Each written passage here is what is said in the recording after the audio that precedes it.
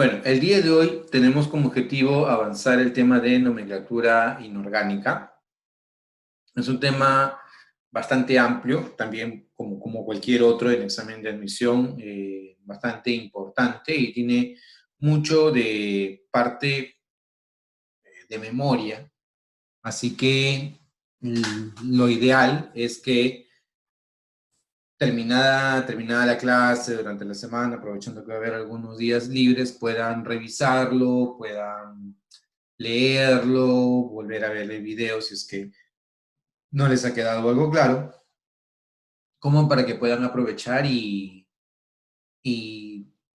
tener más reforzado este tema, que si bien es cierto, no es algo que es continuo en examen de admisión, pero sí, obvio, para efectos de CEPRE, viene, para efectos de examen de admisión, es parte del prospecto, así que no hay que perderlo de vista. La nomenclatura inorgánica lo que busca son dos cosas. Uno, nombrar sustancias y dos, formular sustancias. Si tú tienes la fórmula de un compuesto químico, tú debes ser capaz de utilizar las reglas para, con la fórmula, darle el nombre, o con el nombre dar una fórmula. Entonces, en principio, lo que se basa en la nomenclatura inorgánica. Tú vas a tener un conjunto de reglas y con esas reglas bien aplicadas vas a ser capaz de darle un nombre a un compuesto si tienes su fórmula o una fórmula a una sustancia si tienes su nombre. ¿Ya? La idea es dar las fórmulas adecuadas y los nombres adecuados, obviamente, ¿no? Para eso es que han sido diseñadas las reglas de nomenclatura inorgánica. Entonces, como objetivo, la nomenclatura inorgánica lo que va a buscar es darle un nombre o identificar a una sustancia en base a distintas reglas que se van a presentar. ¿Ya? Un término, vamos a utilizar o vamos a empezar con un término muy importante, que es la valencia. ¿Ya? La valencia antiguamente se confundía, como no estaba bien difundido los temas de información, con el estado de oxidación. En adelante nosotros no utilizaremos el término valencia, utilizaremos siempre el estado de oxidación para referirnos a las cargas con las que trabaja una sustancia. La valencia en sí viene a ser capacidad de combinación, capacidad para ganar, perder o compartir electrones. ¿Ya? Entonces, si una sustancia tiene la capacidad de perder un electrón, será monovalente y su valencia será igual a 1. Si una sustancia tiene la capacidad de ganar un electrón, será monovalente y su valencia también vale 1. Y si una sustancia tiene la capacidad de compartir un electrón, será monovalente y su valencia es igual a 1. La valencia no tiene signo, ¿ya? La valencia es capacidad de combinación, capacidad para perder, ganar o compartir electrones. Por ejemplo, en el caso del nosotros sabemos que este señor, el sodio, pertenece al grupo 1A de la tabla periódica. Y al estar en el grupo 1A de la tabla periódica, él lo que va a buscar es perder un electrón para electrónicamente parecerse a un gas noble. Entonces su valencia es igual a 1 porque su capacidad de combinación es perder un electrón para lograr estabilidad.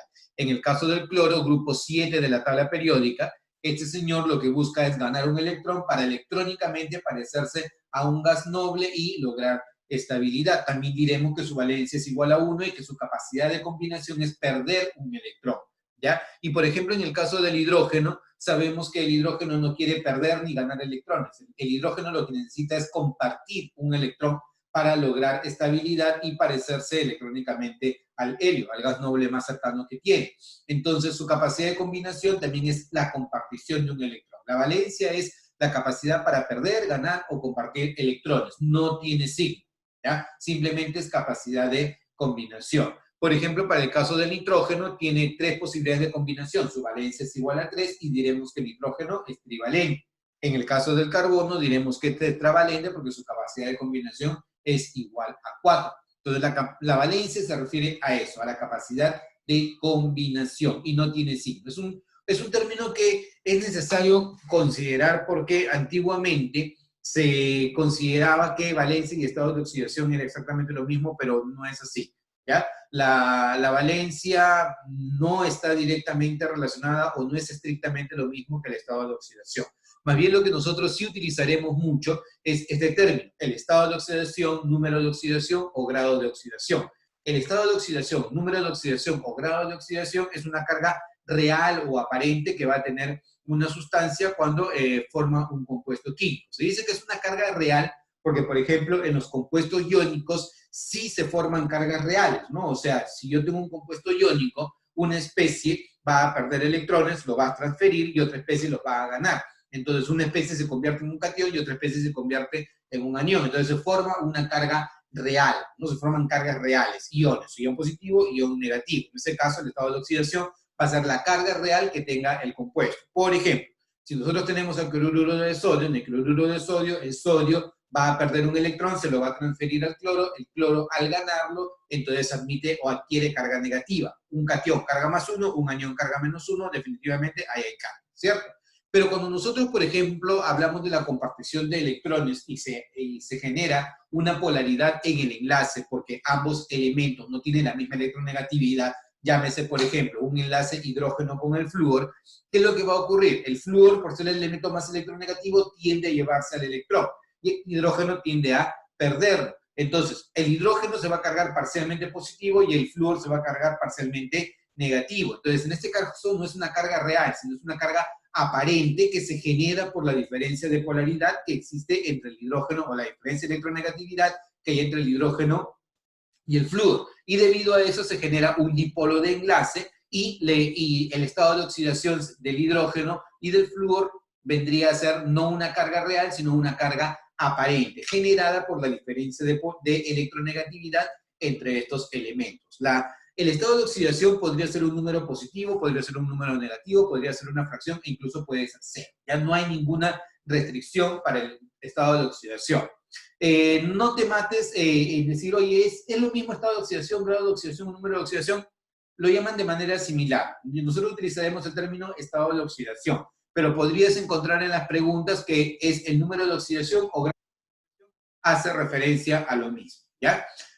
¿Por qué es importante el estado de oxidación? Porque del estado de oxidación va a depender el nombre de la sustancia. Vamos a ver más adelante que el estado de oxidación es muy, muy necesario porque con ese estado de oxidación tú vas a ser capaz de darle nombre a una sustancia química. Entonces, por eso es importante al inicio poder identificar cuál es el estado de oxidación de una sustancia. Porque gracias a ese estado de oxidación, nosotros en adelante le podemos dar nombre a una sustancia. Para el estado de oxidación, para determinarlo, hay ciertas reglas. La primera regla es que para un elemento, para una sustancia en su estado elemental, el estado de oxidación es igual a 0. Llámese sin combinación. Por ejemplo, el cobre solito, la plata solito, el oro solito, hidrógeno, oxígeno, bromo, sin combinarse, sin estar junto a otro elemento diferente. El ozono, el fósforo o el azufre en su estado elemental, número de oxidación igual a 0. Si ellos están combinados, ya no vale 0. Ya veremos cuál es la regla en ese momento. Pero, por ejemplo, si yo te digo el cobre, la plata y el oro, como están sin combinarse, si no tienen a un elemento con el que estén juntos en una fórmula, entonces número de oxidación igual a 0. ¿Ya? Siguiente regla. El hidrógeno, en la mayoría de sus compuestos, actúa con número de oxidación +1. El hidrógeno, en su mayoría de sus compuestos, actúa con número de oxidación +1. ¿Ya? Excepto en un tipo de compuestos que son los hidruros metálicos. En los hidruros metálicos, el hidrógeno actúa con número de oxidación -1. ¿Y cuando yo tengo un hidruro metálico? Cuando el hidrógeno está unido a un metal. Te voy a adelantar, ¿ya? Los metales admiten números de oxidación positivo, nada más. Los metales solo admiten números de oxidación positivo. Y como en el compuesto, el número de oxidación, la suma de toda la oxidación, tiene que darme 0, entonces, si el metal admite número de oxidación positivo, el hidrógeno debe admitir número de oxidación negativo. Entonces, cuando tú tienes un metal, como por ejemplo un alcalino o un alcalino terre unido al hidrógeno, puedes decir que es un hidruro metálico y que en ese caso particular el hidrógeno actúa con carga -1. Esa es otra regla. La tercera regla es que el oxígeno, en la mayoría de sus compuestos, actúa con número de oxidación -2, casi en todos sus compuestos, excepto cuando tú tienes los peróxidos, ¿ya? En los peróxidos, vamos a ver más adelante cómo identificarlos, son sustancias en las cuales el oxígeno actúa con número de oxidación -1.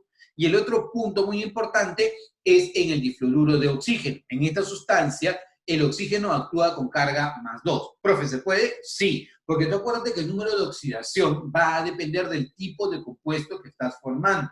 Y en este caso particular, como el flúor es el elemento más electronegativo, él admite el número de oxidación negativo y por lo tanto el otro elemento con el que esté combinado tiene que cargarse positivamente. El flúor, al ser el elemento más electronegativo, su único estado de oxidación posible es -1. Entonces, si el flúor tiene carga o estado de oxidación negativo, -1, el oxígeno debe tener un número de oxidación positivo y en este caso particular es +2. Entonces, una extensión a la regla es que cuando tú tienes un compuesto binario, el elemento más electronegativo asume la carga negativa y el menos electronegativo asume la carga positiva. ¿Ya? Esta es la tercera regla.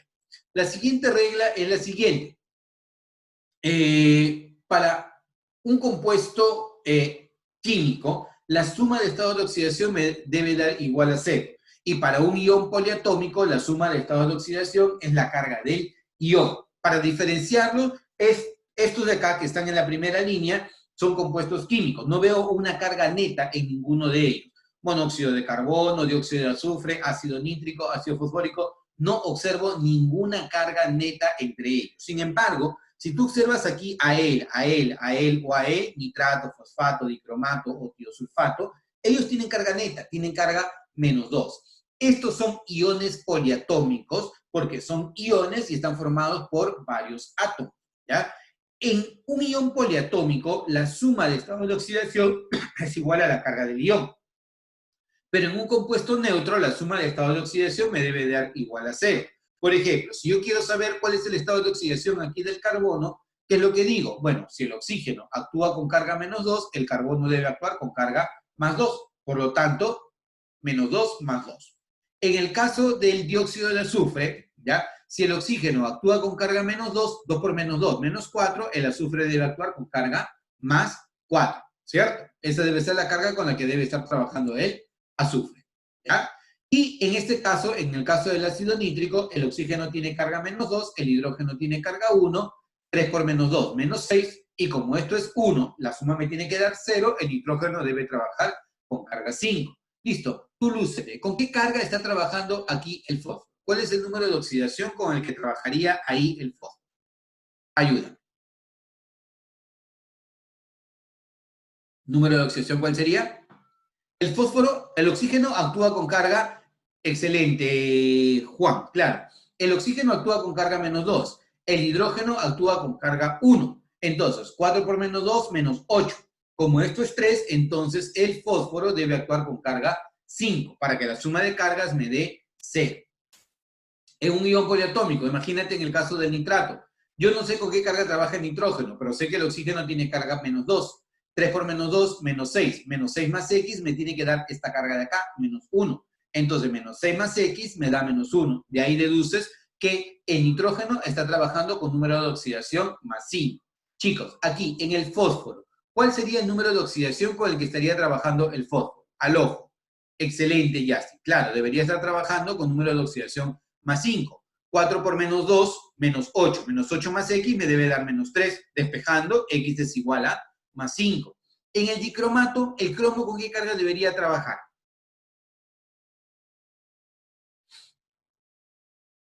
En este dicromato, ¿el cromo con qué carga debería trabajar? Ya sabes que el oxígeno es -2, 7 por -2, -14, 2 por X, ¿no? Y todo tiene que darte -2. Entonces, despejando, el cromo debe trabajar con carga 6. Y en el caso del ion tiosulfato, el oxígeno tiene carga -2 y de él no lo sabes. 8 por -2, -16. -16 más 2X me debe dar -2. Por lo tanto, si es así, significa que el azufre debe estar trabajando con carga 7. Profe, entonces, nomenclatura es esto de acá, el estado de oxidación. No, no, no. Mucho cuidado. Nomenclatura es dar nombre y formular. Nosotros en estos momentos lo que estamos haciendo es tratando de identificar cuál es el estado de oxidación de las sustancias. Porque del estado de oxidación de las sustancias va a depender el nombre de estas sustancias. Por ejemplo, si él se llama ácido nítrico, es porque el nitrógeno actúa con carga 5. Si él se llama ácido fosfórico, que el fósforo está trabajando con carga 5. Igual, si él se llama dicromato, es porque el cromo está trabajando con carga 6. Entonces, el estado de oxidación permite darle nombre a las sustancias químicas. De ahí radica su importancia, ¿ya? Punto importante también es que ustedes deben manejar muy bien esta tablita, ¿ya? Esa tablita y la de aquí para ti tiene que ser base, ¿ya? Los metales y los no metales. Los metales solamente admiten números de oxidación positivo, pero los no metales pueden ser o pueden tener números de oxidación positivo o números de oxidación negativo. ¿Ya? Los metales solamente números de oxidación positivo y los no metales positivos o negativos. Los metales van a tener un estado de oxidación o dos estados de oxidación. ¿Ya? Es típicamente lo que pasa con los metales. Y muchas veces ese estado de oxidación va a estar asociado al grupo al cual pertenece el elemento en la tabla periódica. Por ejemplo, una regla práctica que deben tomarla también con bastante cuidado es que el estado de oxidación máximo de una sustancia es el grupo al cual pertenece este elemento. Por ejemplo, en el caso de litio, sodio, potasio, rubidio y cesio, están en el grupo 1A de la tabla periódica. Por lo tanto, su estado de oxidación máximo es +1. Berilio, magnesio, calcio, estroncio, bario, grupo 2 de la tabla periódica, número de oxidación +2. Aluminio, galio, grupo 3 de la tabla periódica, carga +3. Los metales pueden tener uno o dos estados de oxidación. Caso del cobre, que tiene 1 y 2. Caso del hierro, que tiene +2, +3. Caso del oro, que tiene +1, +3. ¿Ya? En el caso de los no metales, ellos pueden tener asociados número de oxidación positivo o número de oxidación negativo. Pero la diferencia con los metales es que ellos ya tienen más cantidad de estados de oxidación. Por ejemplo, en el caso del cloro, bromo y yodo, su número de oxidación es -1, 1, 3, 5 y 7. Si seguimos la regla anterior, el estado de oxidación máximo es el grupo de la tabla periódica. ¿Los halógenos en qué grupo de la tabla periódica están? 7. Por lo tanto, su número de oxidación máximo debe ser igual a 7. Y esto de acá es lo que se cumple. Y el número de oxidación mínimo es el grupo -8. Como están en el grupo 7, 7 menos 8 me da -1. Y es justo lo que tú ves acá. El cloro, el bromo y el yodo tienen número de oxidación -1, el menor. En el caso del azufre, selenio y teluro, el número de oxidación máximo sería el grupo, o sea, +6. Y el número de oxidación mínimo sería el grupo -8, o sea, 6 menos 8 menos 2. Entonces, es lo que tú vas a observar acá. Profe, entonces significa que si estos metales alcalinos, el número de oxidación máximo vale 1, y el mínimo debe ser 1 menos 8. O sea, el número de oxidación mínimo es -7. No, ni loco, ni se te ocurra hacer eso. En el caso de los metales alcalinos, ellos no podrían asumir cargas negativas. Ningún metal asume cargas negativas. Los metales solamente admiten cargas positivas. Por esa razón es que para ellos no se cumple esa regla. Esa regla que te he mencionado, como te digo, debes tomarla con bastante cuidado. ¿Ya? Eso es para ellos. Ahora, punto muy importante. El azufre, el selenio y teluro tiene carga -2, +4, +2, +4 y +6. Arsénico, nitrógeno, -3, +3, +5. Pero el nitrógeno también puede asumir cargas 1, 2 y 4 en un tipo de sustancias que se llaman óxidos neutros. Lo veremos más adelante. El flúor solamente admite carga -1. El carbono, -4 y +4, porque la carga 2 que tú ves acá corresponde a un óxido neutro, que es el monóxido de carbono. ¿Ya? Y el flúor, obviamente, con carga -1. Hay ciertos elementos, como por ejemplo el cromo y el manganeso, que son los más importantes, los que más vienen en la admisión. Ellos pueden tener un doble comportamiento. Ten bastante cuidado, que en algún momento tú vas a escuchar, oye, el cromo metal y el cromo no metal. No. ¿Ya? Estos elementos son metales, no dejan de ser metales, solo que su comportamiento va a depender del medio en el cual están operando. Si participan en un medio básico, su comportamiento es metálico, y si están en un medio ácido, su comportamiento es no metálico. Y como te decía, los dos a los que le debe poner mucha atención es el cromo y el manganeso. El cromo puede actuar con carga 2 y 3, el manganeso también con carga 2 y 3, con carácter metálico. Pero con carga 3 y 6, el cromo con carácter no metálico, medio ácido, y el manganeso con carga 6 y 7, en medio ácido también. ¿Ya? Estos estados de oxidación tú te los tienes que saber de memoria. Son los que más vienen en examen de admisión. ¿Ya? Así que te lo debes conocer al revés y al derecho. ¿Ya? Tómale una captura de pantalla, porque con esto vamos a trabajar muchísimo durante estas sesiones. ¿Ya?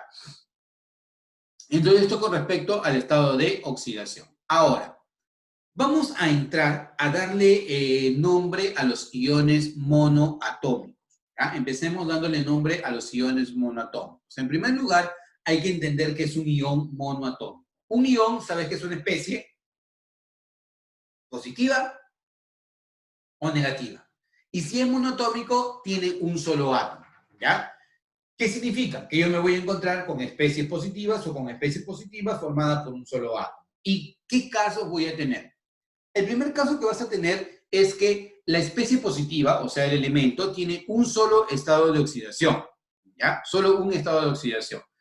Y en ese caso le vas a dar el nombre sin alterar. Por ejemplo, el sodio lo vas a llamar ion sodio, ion calcio, ion aluminio, y como el hidrógeno tiene un solo número de oxidación positivo, lo vas a llamar ion hidrógeno, también conocido con el nombre de protón, ¿ya?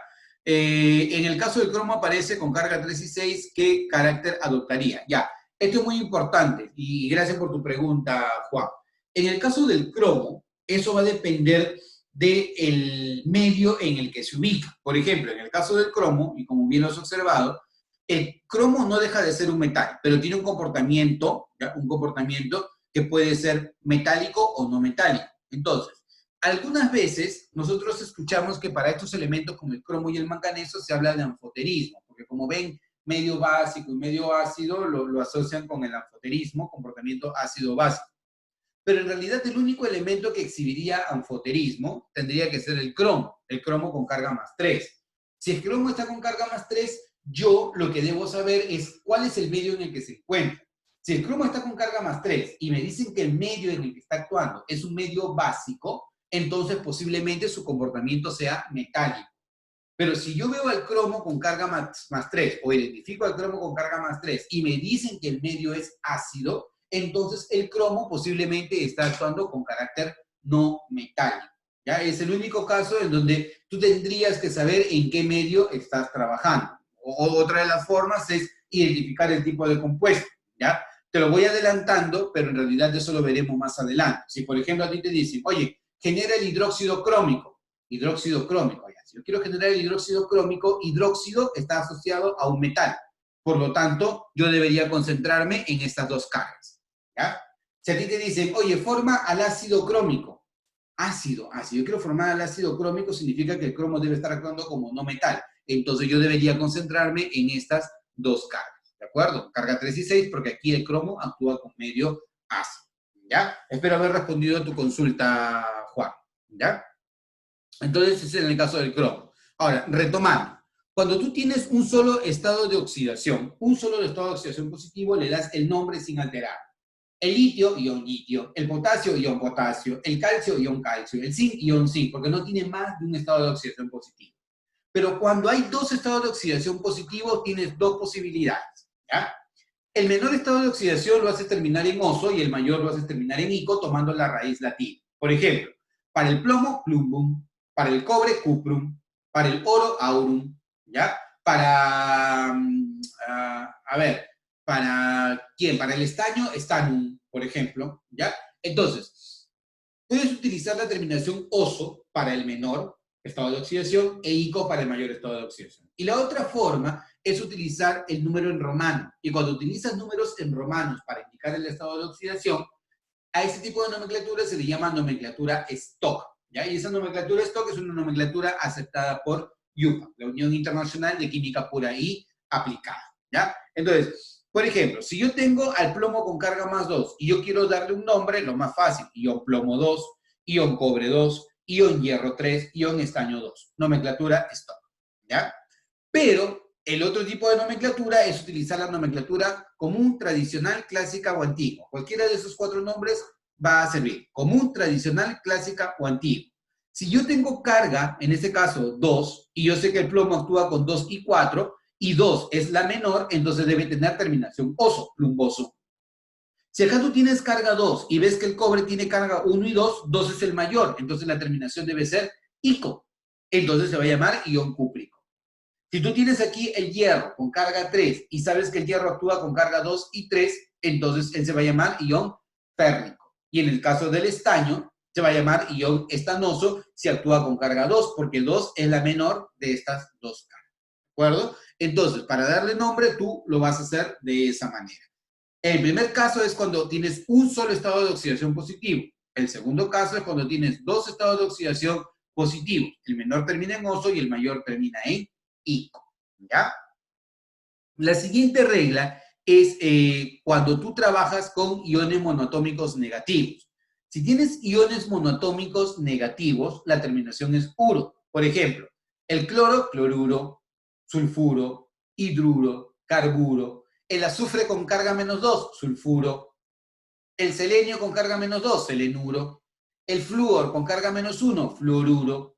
El nitrógeno con carga -3, nitruro. ¿Ya? Si tienes un ion monoatómico negativo, la terminación es uro. ¿Ya? En este caso, cloruro, sulfuro, hidruro, carburo. Por ejemplo. ¿Ya? Ahora, eso es para nombrar iones monoatómicos con un estado de oxidación positivo o negativo, ¿ya? Iones monoatómicos. Pero acá tú tienes un grupo de iones comunes que yo te voy a pedir que tú los memorices, ¿ya? Este grupo de iones tú lo debes memorizar. ¿Por qué? Porque te sirve mucho para el examen de admisión. Muchísimo, mucho, mucho, mucho. En el examen de admisión sería un mal gasto de tiempo que tú tengas que identificar o deducir cuál es la fórmula de una de estas especies. No debes hacerlo. Tú directamente ya lo vas a practicar tanto que se te va a quedar cuál es el nombre del ion óxido, hidróxido, amonio, clorato. Por lo menos este grupo te lo tienes que saber al revés y al derecho. De este grupo te lo tienes que saber al revés y al derecho. Ion óxido, ion hidróxido, ion amonio, ion clorato, nitrato, carbonato, sulfato y fosfato. ¿Ya? A esto también tómale una captura de pantalla, un screenshot, para que lo puedas tener. Te va a servir muchísimo. Y de la otra columna, la que tienes aquí a este costadito, deberías poder memorizar al ion dicromato, al ion permanganato y al ion peróxido. Estos tres grupos son tres grupos que, o estos tres iones son tres iones que vienen comúnmente, así que te conviene memorizarlos, ¿ya? Entonces, para nombrar y formular a un compuesto, tú vas a seguir ciertas reglas, ¿ya? ¿Qué reglas son estas? Por ejemplo, si yo quiero darle nombre al compuesto químico, quiero nombrar al compuesto químico, tú lo que vas a hacer es primero nombrar a la especie negativa y luego a la especie positiva. Primero al negativo y luego al positivo. Por ejemplo, si yo tengo que está el sodio y el cloro, debo nombrar primero al negativo. Monoatómico, negativo, cloruro. Unido al sodio, cloruro de sodio. En el nombre, primero va el negativo y luego va el positivo. Si yo tengo al calcio +2 y al sulfato, ¿ya? Porque aquí está, mira, SO4 se llama ion sulfato. Tienes que memorizar la fórmula, el nombre y obviamente la carga, ¿ya? Entonces, él va a ser sulfato de calcio. Primero nombras al negativo y luego nombras al positivo, ¿ya? Y para darle fórmula a un compuesto químico, porque ese es el otro objetivo, nombrar y formular, cuando tú quieres formular, tú vas a unir una especie positiva y una especie negativa, un catión y un anión, y cruzas las cargas. Cuando cruzan las cargas, se te hace recontra sencillo poder formular al compuesto. Si tienes la posibilidad de simplificar, simplificas, ¿ya? Por ejemplo, fórmula del compuesto químico que yo tengo acá, catión y anión, cruza las cargas. Este X lo cruza por acá, este Y lo cruza por acá. Pasa el número, pero no el signo. Pasa el número, pero no el signo, ¿ya? Por ejemplo, si a ti te dicen, oye, quiero formular al óxido de sodio, entonces óxido de sodio. Óxido, ¿quién es el ion óxido? El oxígeno con carga -2. ¿Quién es el sodio? El sodio con carga +1. ¿Qué vas a hacer? Cruzas los estados de oxidación. Este 2 cruza por acá, este 1 cruza por acá, y te va a quedar Na2O. Si yo quiero el fosfato de bario, ¿tú qué haces? Tienes el bario y tienes el grupo fosfato. Este 3 lo cruzas por acá y este 2 lo cruzas por acá. Y vas a tener aquí abajo un 3, fíjate, que proviene del fosfato, y aquí abajo un 2 que proviene del bario. No se te vaya a olvidar colocar el paréntesis. No colocas el paréntesis, malogras la pregunta, ¿ya? Entonces, ese es para nombrar y formular compuestos. Veamos algunos ejemplos, ¿ya? Por ejemplo, yo quiero darle nombre a esta sustancia, KO. Entonces, lo primero que tienes que hacer es identificar a la especie positiva y a la especie negativa. Obviamente, aquí el oxígeno actúa con carga -2 y el calcio con carga +2. ¿Sí? Directamente, +2 -2. ¿Cómo se llama este señor? Este señor se llama óxido. Y si está unido al calcio, el nombre que le darás va a ser óxido de calcio. Así de fácil. En el siguiente caso, tengo al grupo OH y tengo al potasio. ¿Cómo se llama el grupo OH? Hidróxido.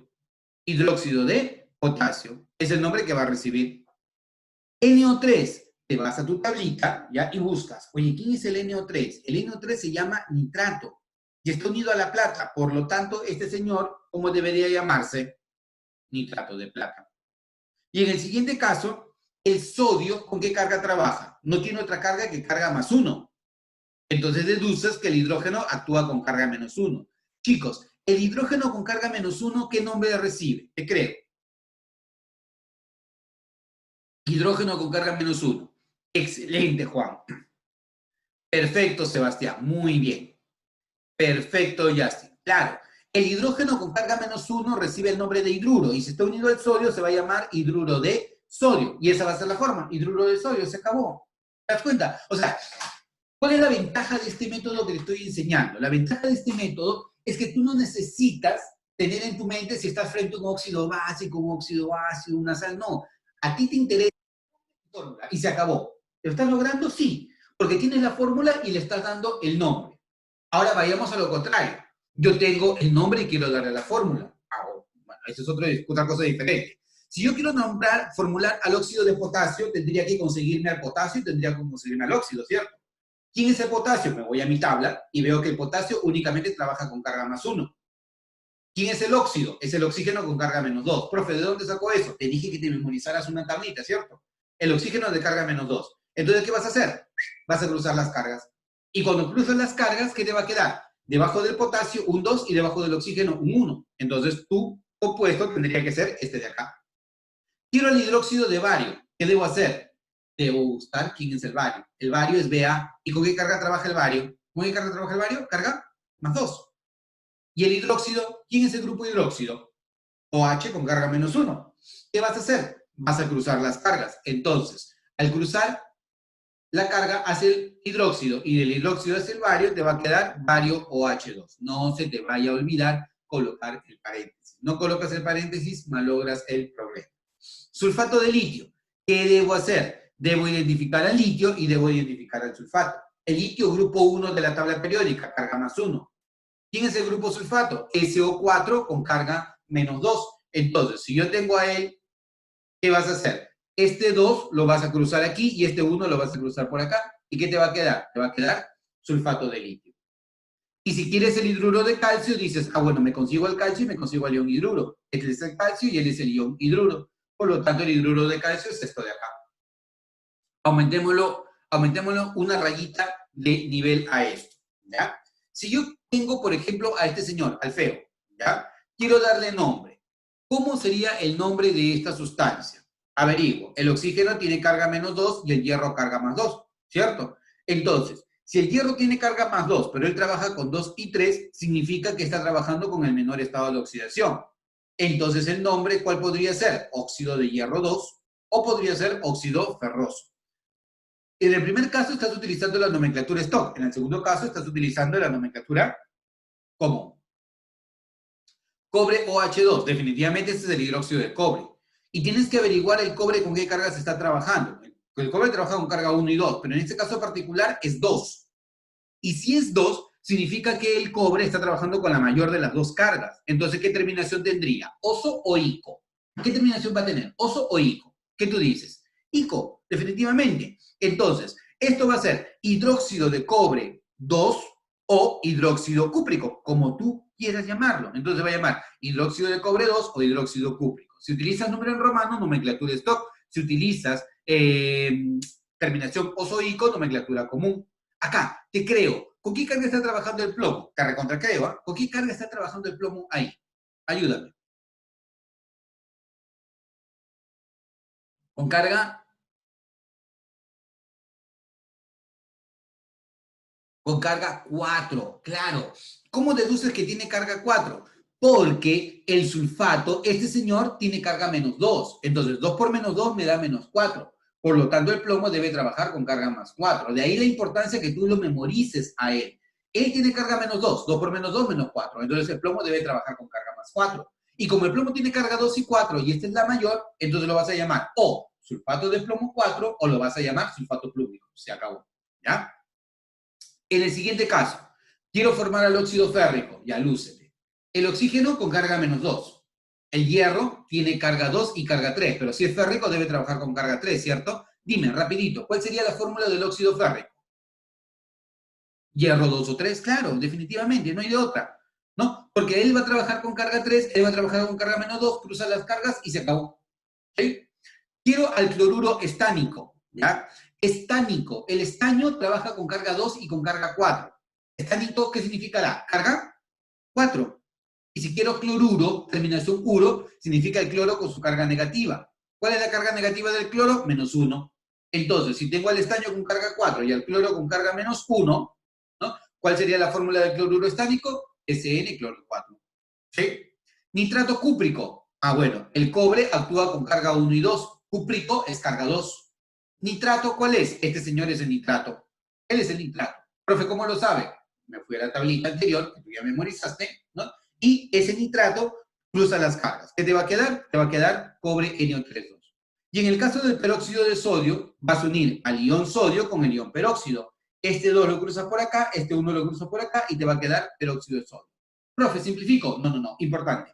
En los peróxidos no se simplifica, ¿ya? Así es como vas a formular y nombrar compuestos.